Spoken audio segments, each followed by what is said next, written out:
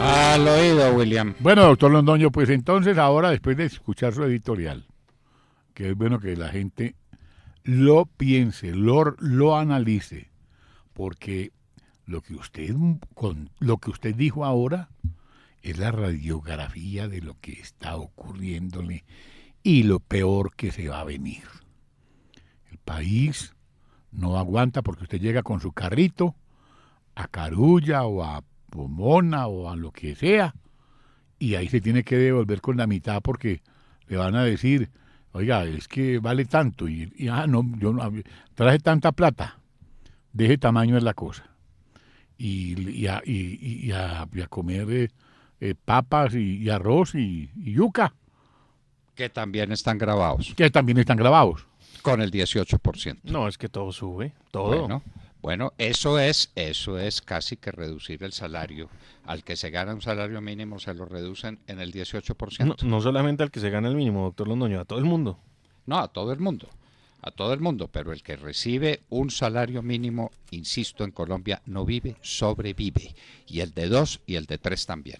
Después de su editorial, hablé con el negro Caicedo en Cali, con Carlos. Me llamó y me dijo, William, mire, entonces nosotros le vamos a tener que subir el salario mínimo a todos nuestros obreros porque la gente no va a tener ni siquiera para la buseta.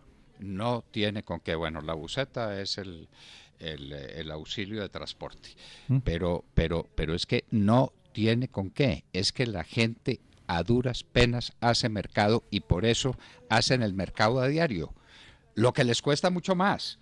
Usted sabe que a un pobre le cuesta mucho más el mercado que a alguien que hace el mercado en un supermercado lujoso en el norte de Bogotá o en el sur de Cali o en el Poblado en Medellín. Claro, porque lo del día a día vale más que lo muy del bien, mes. muy bien. ¿Y por qué hace eso? Porque no tiene con qué.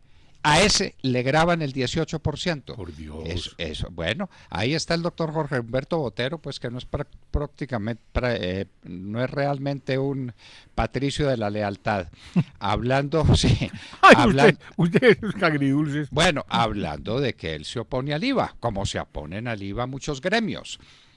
En fin. Óigame, William. Señor. ¿Quién nombró al señor Grosso interventor en Café Salud? En Saludcop. Al señor Guillermo Grosso. Al que metieron a la cárcel, sí.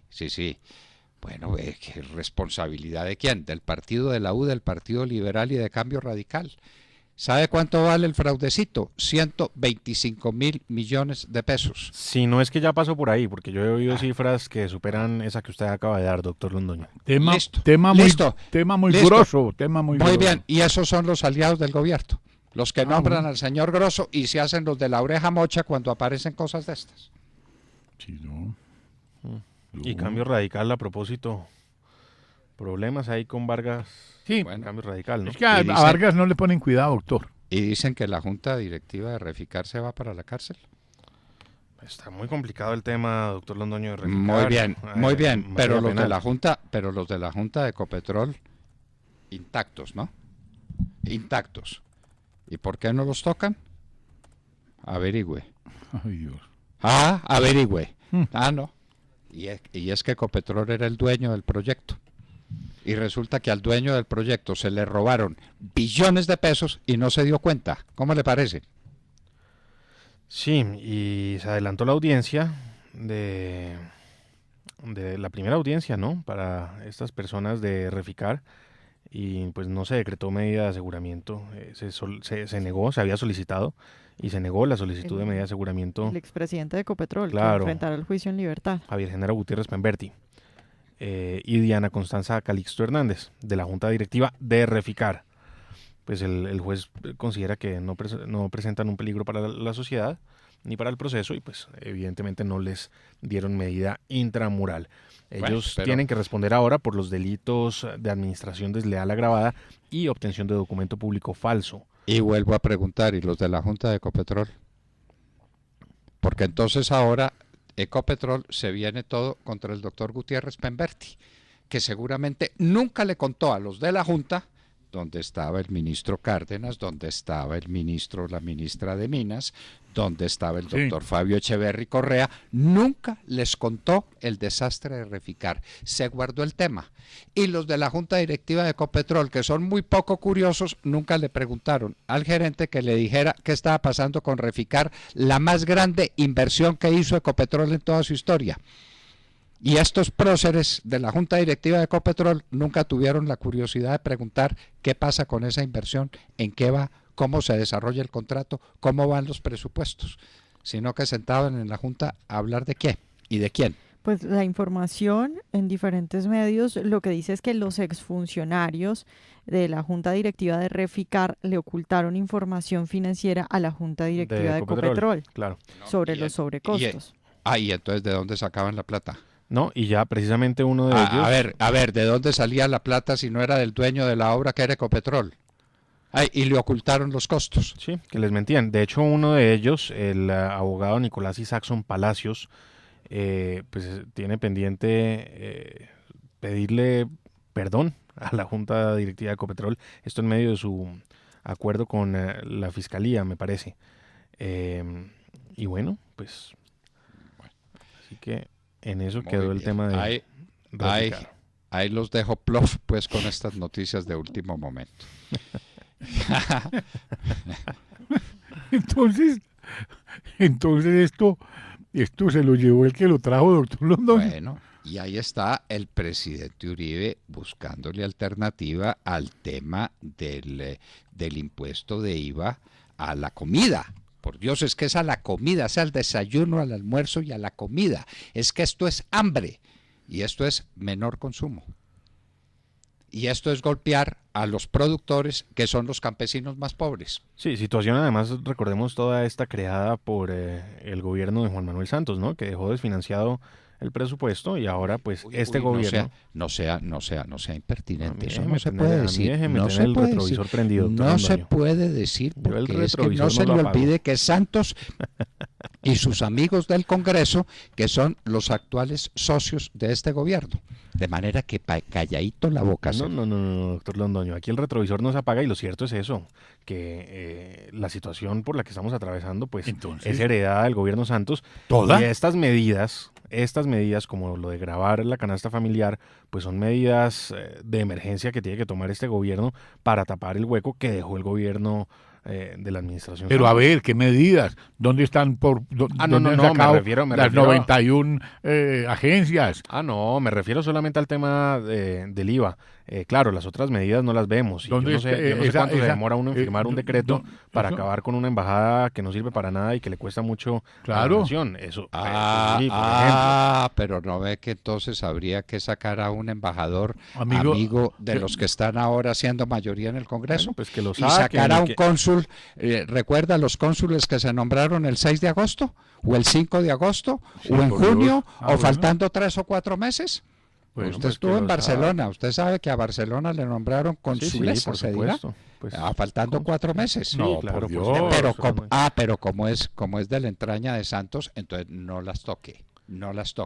Pero la gente más pobre que pague IVA. Eso no para puede que ser. estén todos esos colocados allá. Claro, la señora Ana Milena Muñoz en Egipto, por ejemplo. Bueno. Y paguemos IVA para que ella pueda vivir. Para que la señora de César Gaviria esté bien colocada. ¿Y cuál es el mérito además que tiene ella? Aparte de ser recuerden los salarios que ganan los embajadores de Colombia en el exterior. Bueno. Recuerden los salarios que tienen. Ave María. En dolorosos. Bueno. Piden 5 millones por Melisa Martínez García. De dólares. Pues claro que son de dolorosos. Ella es la sobrina de Gabriel García Márquez. Está desde el 23 de agosto secuestrada. Y nada. ¿Y el niño? Y el niño. Albertico Cardona. Ahí Albertico, perdidito. Que estaba ahí con su papá. Y entonces a su papá lo asesinaron a sangre fría porque vio. Luego tiene que ser personas que hubieran podido ser reconocidas por este señor. Y al niño se lo llevaron y se lo llevaron. Y después se llevaron otro niño que estaba en su casita y se lo llevaron. Y aquí se roban los niños, aquí se roban la gente A Bueno. ver, ¿y dónde están las autoridades? ¿Y dónde están las autoridades? ¿Y dónde está el gobierno con el tema, por ejemplo, de anoche? Anoche fue el caos, fue todo el centro de Bogotá. A Tatiana Guerrero le tocó demorarse 2 horas para salir del centro de la ciudad El costo social que eso tiene. a su casa. Pero además, pues pintando paredes y atacando cajeros automáticos. Rompiéndolos. Y rompiendo vitrinas. Y los Eso niños no- viendo, los niños el día en su día de los confiticos viendo semejante A mí me espectáculo. contaron que en Barranquilla estuvo la marcha esta dizque de los zombies, se fue por el carril donde pasan los buses y entonces decían los papás que no tenían cómo llevar a sus niños, que los iban a sacar al centro comercial para que recogieran dulces, no No. tenían cómo llevarlos. Se les tiraron a fiesta hasta a los Sí. niños. Sí, unas marchas además que carecen de legitimidad. Mire, nuestro amigo y colega José Manuel Acevedo publicó en Twitter precisamente anoche un mensaje que le enviaron a unos estudiantes de la Universidad Nacional. Dice: buenas noches muchachos, quería comentarles que hubo un cambio de planes. La profesora Beatriz, por motivos de salud, no podrá asistir mañana a la sesión que se programó esta tarde, así que no deberán ir a las 11.